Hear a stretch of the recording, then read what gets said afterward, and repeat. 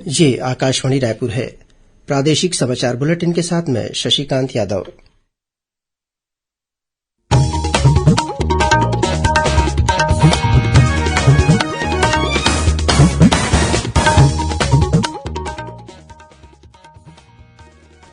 और अब पेश है आज के मुख्य समाचार। रायपुर विमानतल पर कल रात हुई हेलीकॉप्टर दुर्घटना में मारे गए कैप्टन पांडा का आज राजधानी में अंतिम संस्कार किया गया।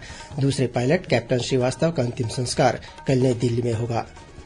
भारतीय जनता पार्टी किसान मोर्चा ने वर्मी कम्पोस्ट की अनिवार्यता को खत्म करने की मांग को लेकर आज प्रदेश भर में राज्यपाल के नाम ज्ञापन सौंपा। छत्तीसगढ़ माध्यमिक शिक्षा मंडल द्वारा कक्षा 10वीं और 12वीं की मुख्य परीक्षा के परिणाम कल घोषित किए जाएंगे और प्रदेश के न्यायालयों में कल राष्ट्रीय लोक अदालत का आयोजन किया जाएगा।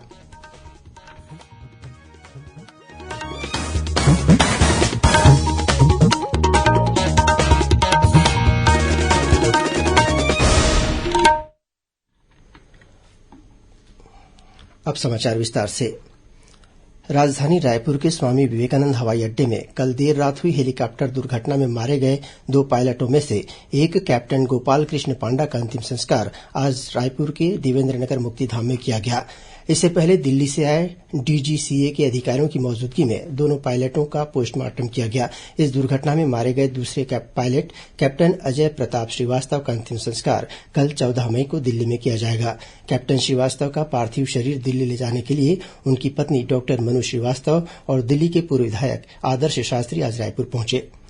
गौरतलब है कि यह दुर्घटना उस समय हुई जब छत्तीसगढ़ राज्य का हेलीकॉप्टर रात्रिकालीन प्रशिक्षण उड़ान पर था। उड़ान के दौरान ही लगभग 9:15 बजे यह हेलीकॉप्टर अचानक विमानतल परिसर में ही क्रैश हो गया। इस दुर्घटना में दोनों पायलट गंभीर रूप से घायल हो गए। उन्हें तत्काल पास के एक निजी अस्पताल में ले जाया गया, जहां उन्हें मृत घोषित कर दिया गया।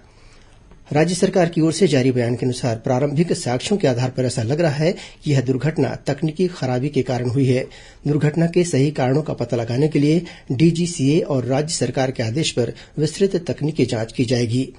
राज्यपाल अनुसुईया उइके, मुख्यमंत्री भूपेश बघेल और पूर्व मुख्यमंत्री डॉक्टर रमन सिंह ने दोनों पायलटों की मृत्यु पर गहरा दुख व्यक्त करते हुए उनके शोक संतप्त परिवारों के प्रति अपनी संवेदना व्यक्त की है। भारतीय जनता पार्टी किसान मोर्चा ने वर्मी कम्पोस्ट की अनिवार्यता को खत्म करने की मांग को लेकर आज प्रदेश में राज्यपाल के नाम ज्ञापन सौंपा। भाजपा किसान मोर्चा के प्रदेश अध्यक्ष श्याम बिहारी जायसवाल ने कहा कि राज्य सरकार द्वारा किसानों को प्रति एकड़ 3 बोरी वर्मी कम्पोस्ट खरीदने के लिए बाध्य किया जा रहा है। उन्होंने कहा कि राज्य सरकार 10 दिन के अंदर इस आदेश को वापस ले और किसानों को ऐच्छिक रूप से खरीदने की छूट दे। उन्होंने कहा कि यदि सरकार ऐसा नहीं करती है तो 23 मई को सभी सोसाइटी में भाजपा किसान मोर्चा द्वारा धरना प्रदर्शन का आयोजन किया जाएगा। छत्तीसगढ़ माध्यमिक शिक्षा मंडल द्वारा कक्षा 10वीं और 12वीं की मुख्य परीक्षा के परिणाम कल 14 मई को घोषित किए जाएंगे। छत्तीसगढ़ माध्यमिक शिक्षा मंडल के सचिव प्रोफेसर वीके गोयल ने बताया कि मंडल के सभागृह में कल दोपहर 12 बजे स्कूल शिक्षा मंत्री डॉक्टर प्रेमसाय सिंह टेकाम परीक्षा परिणाम जारी करेंगे। परीक्षार्थी परीक्षा परिणाम मंडल की वेबसाइट www.cgbse.nic.in और result.cg.nic.in पर देख सकते हैं। मंडल द्वारा आज से एक हेल्पलाइन शुरू की गई है। यह हेल्पलाइन 23 मई तक चालू रहेगी। विद्यार्थी और अभिभावक टोल फ्री नंबर 1800-233-4363 पर डायल कर परीक्षा संबंधी परिणाम तनाव के संबंध में विशेषज्ञों से चर्चा कर सकते हैं। इसमें मंडल के अधिकारी समस्याओं का समाधान करेंगे। प्रदेश के पुलिस विभाग में सूबेदार, उप निरीक्षक, संवर्ग और प्लाटून कमांडर की भर्ती 2021 के तहत दस्तावेज परीक्षण और शारीरिक माप परीक्षण सभी रेंज मुख्यालयों रायपुर, दुर्ग, बिलासपुर, जगदलपुर और सरगुजा में आयोजित किया जाएगा। इस दौरान रेंज के अंतर्गत आने वाले जिलों के अभ्यर्थियों का निर्धारित तिथिवार परीक्षण किया जाएगा।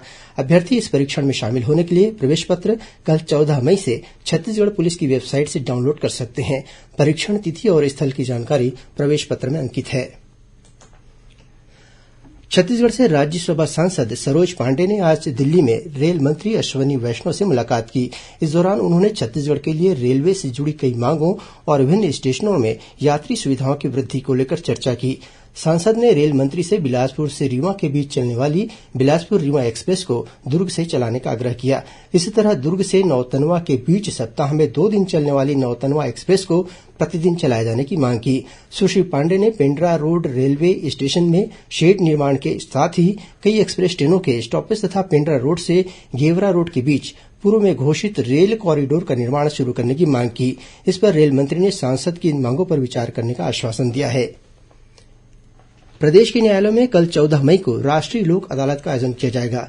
इसके तहत राजीनामा योग्य दांडिक प्रकरण, सिविल प्रकरण, परिवार न्यायालय के पारिवारिक विवाद, श्रम न्यायालय के प्रकरण, स्थायी जन उपयोगी लोक अदालत के प्रकरण, मोटर दुर्घटना दावा, विद्युत विभाग और राजस्व से संबंधित प्रकरणों का निराकरण आपसी राजीनामा के आधार पर किया जाएगा।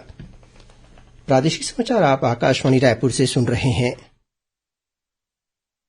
खबरों से है आपका वास्ता और खबरों की विश्वसनीयता से है हमारा वास्ता। आकाशवाणी समाचार रायपुर के प्रादेशिक समाचार बुलेटिन के साथ ही हमारे समसामयिक कार्यक्रम आप रेडियो के अलावा अपने मोबाइल पर भी सुन सकते हैं। आकाशवाणी समाचार फेसबुक, ट्विटर और यूट्यूब पर भी उपलब्ध है। हमारा Facebook page Chhattisgarh news on AIR, Twitter handle CGAIR news और हमारा यूट्यूब चैनल है छत्तीसगढ़ AIR न्यूज। तो अब रेडियो के साथ ही आपके मोबाइल के जरिए भी हम पहुंच रहे हैं आप तक। छत्तीसगढ़ की हर खबर के लिए सुनते रहिए आकाशवाणी समाचार।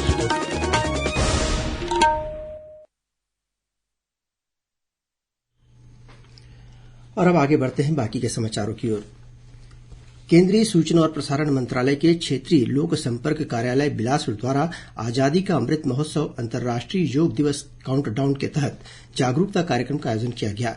कार्यक्रम के मुख्य अतिथि बिलासपुर रेंज के आईजी रतनलाल डांगी थे। अध्यक्षता सीआरपीएफ बिलासपुर के डीआईजी LN मिश्रा ने की। यह कार्यक्रम भरनी स्थित सीआरपीएफ समूह केंद्र के परेड ग्राउंड में आयोजित किया गया। इस अवसर पर आईजी डांगी ने जवानों से कहा कि बगैर निर्धारित अवधि के अनवरत ड्यूटी करने वाले लोगों के मन और तन को स्वस्थ रखने का सबसे सही तरीका प्रतिदिन योग करना है। शरीर स्वस्थ रहेगा तो मन स्वस्थ रहेगा। उन्होंने कहा कि प्रतिदिन अनिवार्य रूप से योग करें ताकि तनाव से मुक्ति मिल सके। वहीं सीआरपीएफ बिलासपुर के डीआईजी LN मिश्रा ने बताया कि योग के महत्व को समझते हुए सीआरपीएफ जवानों को एक दिन पीटी तो दूसरे दिन योगाभ्यास कराया जा रहा है। इस मौके पर योगाचार्य सत्यम तिवारी और खिलेश्वरी साहू के मार्गदर्शन में योगाभ्यास किया गया। वहीं पत्र सूचना कार्यालय और प्रादेशिक लोक संपर्क कार्यालय रायपुर द्वारा आधुनिक जीवन शैली और योग विषय पर वेबिनार का आयोजन किया गया। कार्यक्रम में मैट्स विश्वविद्यालय रायपुर के कुलपति प्रोफेसर डॉक्टर KP यादव ने कहा कि अंतर जीवन की विषम परिस्थितियों का सामना दृढ़ता के साथ भारतीय योग पद्धति के माध्यम से किया जा सकता है। उन्होंने कहा कि योग हमारे शारीरिक, मानसिक और भावनात्मक कष्टों तथा रोगों से मुक्ति दिलाता है।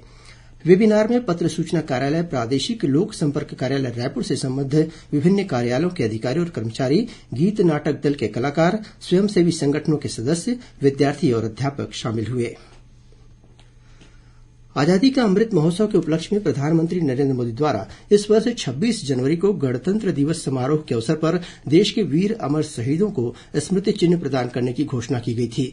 इसके तहत प्रधानमंत्री कार्यालय से प्राप्त स्मृति चिन्ह शहीदों के परिजनों को भेंट किए जा रहे हैं। इसी कड़ी में कोरबा जिले के थाना पाली क्षेत्र अंतर्गत ग्राम मुनगाडीह निवासी शहीद सावर शत्रुघ्न प्रसाद डिकसेना के लिए प्रदत्त स्मृति चिन्ह उनके परिजन नरेश डिकसेना को ससम्मान प्रदान किया गया। कल ग्राम मुनगाडीह में आयोजित कार्यक्रम में प्रथम छत्तीसगढ़ बटालियन एनसीसी कोरबा के कमांड अधिकारी कर्नल R सेनगुप्ता के दिशा निर्देशन में यह स्मृति चिन्ह भेंट किया गया। इस अवसर पर इलाके के पंचायत प्रतिनिधि भी उपस्थित थे। केंद्रीय औद्योगिक सुरक्षा बल के उतई भिलाई स्थित क्षेत्रीय प्रशिक्षण केंद्र में आज 81वें बैच आरक्षक GD के बुनियादी कोर्स का शपथ समारोह आयोजित किया गया। इसमें 1200 से अधिक बल सदस्यों ने हिस्सा लिया। इस मौके पर पुलिस महानिदेशक अशोक जुनेजा ने परेड की सलामी ली। समारोह को संबोधित करते हुए श्री जुनेजा ने जवानों का आह्वान किया कि उन्हें राष्ट्र की बदलती परिस्थितियों और जरूरतों के हिसाब से स्वयं को तैयार रखना चाहिए। धमतरी जिले की 2 दिव्यांग बालिकाओं ने अपने बेमिसाल जज्बे का प्रदर्शन करते हुए अनूठा कारनामा कर दिखाया है। 14 साल की दिव्यांग चंचन सोली ने एक पैर से ही माउंट एवरेस्ट के प्रथम बेस कैंप तक 5364 मीटर की ऊंचाई तक चढ़ने में कामयाबी हासिल की है। वहीं 60% दृष्टिबाधित 21 वर्षीय छात्रा रजनी जोशी ने भी उनके साथ यह चढ़ाई पूरी की। कल धमतरी पहुंचने पर शहर के नागरिकों ने दोनों बालिकाओं का जोरदार स्वागत किया। इस मौके पर रैली भी निकाली गई। और अब पेश है मौसम का हाल। प्रदेश में अगले 2 दिनों में अधिकतम तापमान में 2 से 3 डिग्री सेल्सियस तक की वृद्धि होने की संभावना है। वहीं कल प्रदेश के कुछ स्थानों पर हल्की वर्षा हो सकती है। रायपुर स्थित मौसम विज्ञान केन्द्र से मिली जानकारी के मुताबिक एक द्रोणिका पश्चिम मध्य प्रदेश से झारखंड तक विस्तारित है। इसके असर से प्रदेश में कल 1-2 स्थानों पर हल्की वर्षा होने अथवा गरज चमक के साथ छींटे पड़ने की संभावना है। अब कुछ अन्य खबरें संक्षिप्त में। प्रदेश के कृषि मंत्री रविन्द्र चौबे ने आज बेमेतरा जिला मुख्यालय में सी मार्ट का लोकार्पण किया। इस सी मार्ट में स्व सहायता समूह द्वारा निर्मित सामान की बिक्री की जाएगी। राजनांदगांव जिले की सीमा से लगे गढ़चिरौली में एक महिला सहित 12 लाख रूपये के 2 इनामी माओवादियों ने पुलिस के समक्ष आत्मसमर्पण कर दिया है। और सुकमा जिले में जिला बल और कोबरा बटालियन के अधिकारियों के समक्ष 2 माओवादियों ने आत्मसमर्पण किया है। पुलिस अधीक्षक सुनील शर्मा ने बताया ये दोनों माओवादी जगरगुंडा इलाके में सक्रिय थे। अंत में मुख्य समाचार एक बार फिर। रायपुर विमानतल पर कल हुई हेलीकॉप्टर दुर्घटना में मारे गए कैप्टन पांडा का आज राजधानी में अंतिम संस्कार किया गया। दूसरे पायलट कैप्टन श्रीवास्तव का अंतिम संस्कार कल नई दिल्ली में होगा। भारतीय जनता पार्टी किसान मोर्चा ने वर्मी कम्पोस्ट की अनिवार्यता को खत्म करने की मांग को लेकर आज प्रदेश भर में राज्यपाल के नाम ज्ञापन सौंपा। छत्तीसगढ़ माध्यमिक शिक्षा मंडल द्वारा कक्षा 10वीं और 12वीं की मुख्य परीक्षा के परिणाम कल घोषित किए जाएंगे। और प्रदेश के न्यायालयों में कल राष्ट्रीय लोक अदालत का आयोजन किया जाएगा। इसी के साथ प्रादेशिक समाचार बुलेटिन समाप्त हुआ। नमस्कार।